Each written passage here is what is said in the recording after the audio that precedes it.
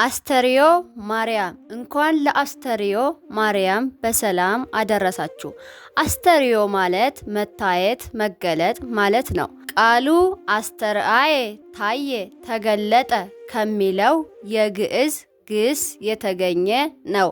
ጌታችን መድኃኒታችን ኢየሱስ ክርስቶስ በገባው ቃል ኪዳን መሰረት በስጋ የተገለጠበት ወይም የታየበት አንድነት ሶስትነቱም የተገለጠበት ወቅት በመሆኑ ከልደት በዓል እስከ ጥር መጨረሻ በሙሉ ዘመን አስተርዮ በመባል ይታወቃል። የእመቤታችን በዓለ ዕረፍት በዘመነ አስተርዮ ውስጥ ስለሚከበር አስተርዮ ማርያም ተብሏል።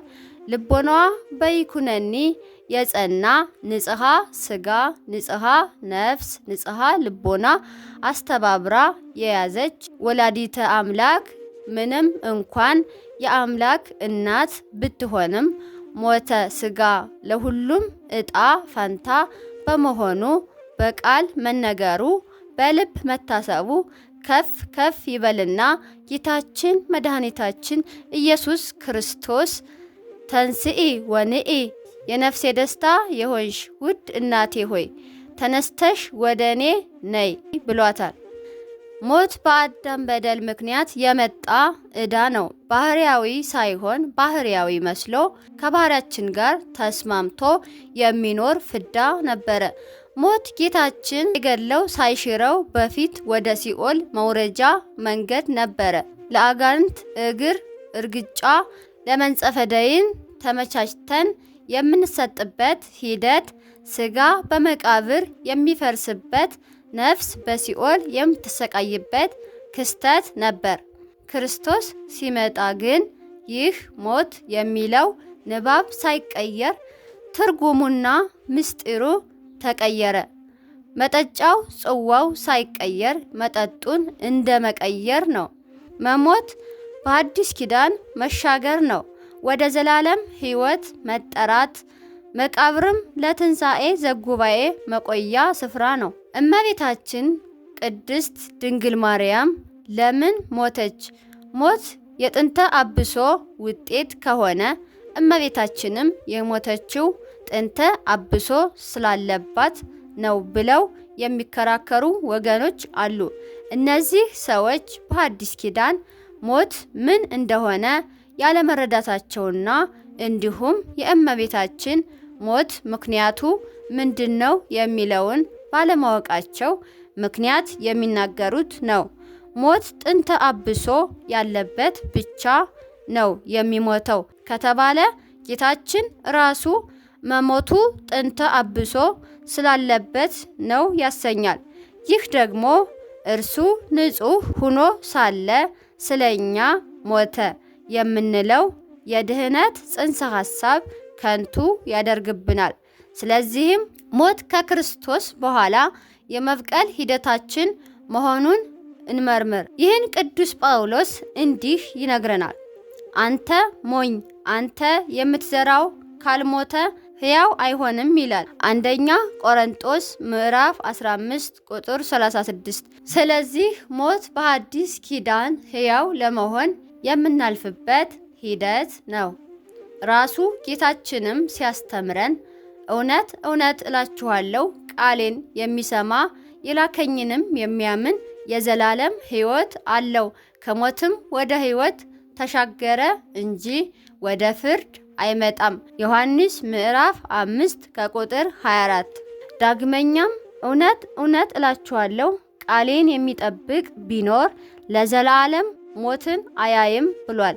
ዮሐንስ ምዕራፍ 8 ከቁጥር 51። ይህም ማለት ነፍስ ከስጋ አትለይም ማለት አይደለም። እስከ ዕለተ ምጽአት ድረስ ነፍስ በገነት እንደምትኖር ከዚያም በትንሣኤ ዘጉባኤ ጊዜ ነፍሳችን ከስጋችን ጋር ተዋህዳ ተነስተን ከመላእክት ጋር እያመሰገን የምንኖረው ዘላለማዊ ሕይወት ለመግለጽ እንጂ። እመቤታችን ቃሉን በመስማትና በማመን በመጠበቅ የመጀመሪያዋና ተወዳዳሪም የሌላት ናት። ማንም ሊሰማው የማይችለውን ቃል ሥጋ ኮነ ለመጀመሪያ ጊዜ የሰማች መስማት ብቻ ሳይሆን ያመነች ናት። ቅድስት ኤልሳቤጥ ወብጽዕት አንቲ እንተ ተአምኒ ከመይከውን ቃል ዘነገሩኪ እምኀበ እግዚአብሔር፣ ከእግዚአብሔር የተነገርሽ ቃል እንደሚፈጸም ያመንሽ አንቺ ብጽዕት ነሽ ብላ እንዳመሰገነቻት ሉቃስ ምዕራፍ 1 ከቁጥር 45 ለእግዚአብሔር የሚሳነው ነገር የለም ብላ ስታምን ነበር ሞትን ያለፈችው። ትንሣኤ ልቦናን ቀድማ የተነሳችው ይህ ምስጢር የተከናወነባት ናት። እያንዳንዱን የጌታን ቃል በልቧ ትጠብቀው ታስበው እንደነበር ተጽፏል። ሉቃስ ምዕራፍ 2 ከቁጥር 51 ቅዱስ ዳዊት ነኪር ነገሩ በእንቲአኪ ሀገረ እግዚአብሔር፣ እግዚአብሔር ማኅፀንሽን ከተማ አድርጎ 9 ወር ከ5 ቀን የኖረብሽ ወይ ስለ አንቺ የተነገረው የተደረገው ነገር እጹብ ድንቅ ነው እንዳለ እመቤታችን ቅድስት ድንግል ማርያም የአምላክ እናት ሆና ማረፏ ይደንቃል። ታላቁ የቤተ ክርስቲያናችን አባት ቅዱስ ያሬድ ሞቷ የሚያስደንቅ መሆኑን ሞትሰ ለመዋቲ ይደሉ ሞታ ለማርያም ያጽብ ለኩሉ፣ ሞት ለማናቸውም ሰው ሁሉ የተገባ ነው፣ የማርያም ሞት ግን ሁሉን ያስደንቃል በማለት ገልጾታል። የእመቤታችን ቅድስት ድንግል ማርያምን ሞትና ትንሣኤ በነገረ ማርያም አበው እንደሚያስረዱት እረፍቷ በጥር 21 እሁድ ነው። አባቶቻችን የእረፍቷን ነገር እንዲህ ብለው ይተርካሉ። የእረፍቷስ ነገር እንደምን ነው ቢሉ 64 ዓመት በዚህ ዓለም ኖራ ጥር 21 በእሁድ ቀን ጌታ እልፍ አእላፋት መላእክቱን አስከትሎ መጥቶ እናቴ ሆይ ከዚህ ዓለም ድካም ላሳርፍሽ መጣሁ አላት። ልጄ ሰማይና ምድር የማይወስኑህ 9 ወር ከ5 ቀን በማህፀኔ ተሸክሜ በድንግልና ወልጄህ እሞታለሁን አለችው። በሲኦልም የሚሰቃዩ ነፍሳትን አሳይቶ እናቴ ሆይ ሞትሽ ለእነዚህ ቤዛ ይሆንላቸዋል አላት። እኒህን ከማርክልኝስ ይሁን አለችው። ቅድስት ስጋዋን ከቅዱስ ነፍሷ ለይቶ በቃለ አቅርንት በዝማሬ መላእክት አሳረጋት። ደቀ መዛሙርቱንም ከያሉበት በደመና ጠቅሶ ካለችበት አድርሶ እመቤታችሁን ስጋዋን በክብር አሳርፉ አላቸው። ሐዋርያት በአጎበር አድርገው ወደ ጌተሰማኒ ይዘው ሲሄዱ አይሁድ ቀድሞ ልጇን ተነሳ አረገ እያሉ ሲያውኩን ይኖራሉ። አሁን ደግሞ እሷን ተነሳች አረገች እያሉ ሊያውኩን አይደለምን? በእሳት እናቃጥላታለን ብለው ተነሱ። ታውፋንያ የሚባል አይሁዳዊ ተራምዶ አጎበሩን ጨበጠው። መልአክ መጥቶ በሰይፍ 2 እጁን ቃጣው። ከአጎበሩ ተንጠልጥሎ ቀረ። በድያለሁ ማሪኝ ብሎ ቢማጸናት እጁ ተመልሶለታል። ከዚህ በኋላ ዮሐንስን ጨምሮ በደመና ነጥቆ ከገነት አግብቶ ከዕፀ ሕይወት ስር አኖራት። ቅዱስ ዮሐንስን እንደምን ሆነች አሉት። ከገነት ከዕፀ ሕይወት ስር አለች አላቸው። ቅዱስ ዮሐንስ አይቶ እኛ ሳናይ ብለው በነሐሴ መባቻ ጾም ጀመሩ። 2 ሱባኤ ሲፈጸምም እሁድ አምጥቶ ሰጥቷቸው ቀብረዋታል።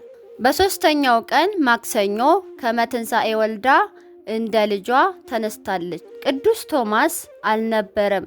ደመና ጠቅሶ ከሀገረ ስብከቱ ሲመጣ ስታርግ አገኛት። ቀድሞ የልጅሽን ትንሣኤ ሳላይ ቀረሁ፣ ዛሬም ደግሞ ያንቺን ትንሣኤ ሳላይ ቀረሁን ብሎ ወፈቀደ ይደቅ እምደመናሁ ከሐዘኑ የተነሳ ሊወድቅ ወደደ። እመቤታችንም አይዞህ አትዘን፣ እሊያ ትንሣኤዬን እርገቴን አላዩም፣ አንተ አይተሃል፣ ተነሳች አረገች ብለህ ንገራቸው ብላ የያዘችውን ሰበን ሰጥታ ሰደደችው። ከዚህ በኋላ ሂዶ የእመቤታችን ነገር እንደምን ሆነ አላቸው። አግኝተን ቀበርናት አሉት። ሞት በጥር በነሐሴ መቃብር ተው፣ ይህ ነገር አይመስለኝም አላቸው። ቅዱስ ጴጥሮስ አንተ እንጂ ልማድህ ነው፣ አንተ ብቻ ተጠራጥረህ አትቀርም፣ ሰውን ሁሉ ስታጠራጥር ትኖራለህ ብሎ ተቆጥቶ ወደ መቃብሩ ሂዶ ቢከፍተው አጣት። ደንግጦ ቆመ።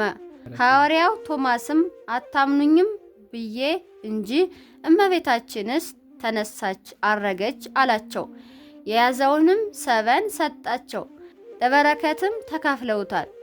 በዓመቱ ሐዋርያት ቅዱስ ቶማስ ትንሣኤሽን እርገትሽን አይቶ እኛ ሳናይ ብለው ጾም ጀመሩ። በ16ኛው ቀን እመቤታችንን መንበር አድርጎ ቅዱስ ጴጥሮስን ዘይትራድኦ፣ ቅዱስ እስጢፋኖስን ሰራኢ ዲያቆን አድርጎ በዚያው ላይ ቀድሶ አቁርቧቸዋል። ቤተ ክርስቲያንም ይህንን መታሰቢያ አድርጋ በየዓመቱ ታከብረዋለች።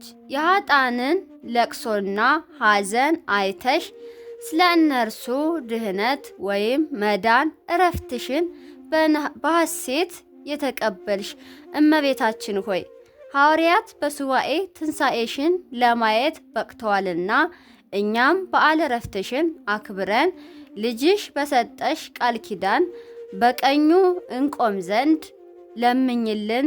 አሜን።